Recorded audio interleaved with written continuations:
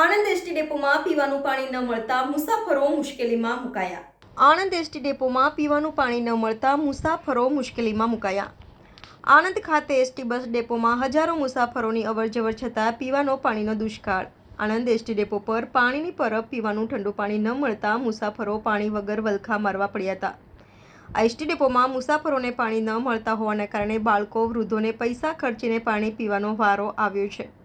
હાલમાં ઉનાળાના તાપથી લોકોને ગરમી લાગવાથી પાણીની અતિથી જરૂરિયાત રહે છે. આથી એસટી ડેપો જવાબદાર તંત્ર આ પરબની સંભાળ લઈને લોકોને પાણી મળે તેવી વ્યવસ્થા કરવામાં આવે તેવી લોકોની માંગણી અને લાગણી છે.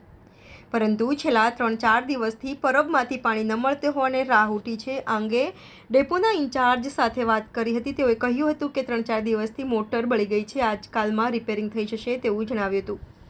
Reporter Bharatsinh Chauhan, YNN news, Anand. પાણી નથી આવતું, શું કહેશો?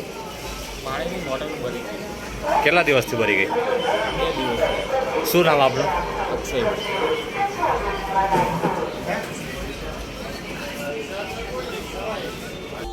Subscribe now and press the bell icon.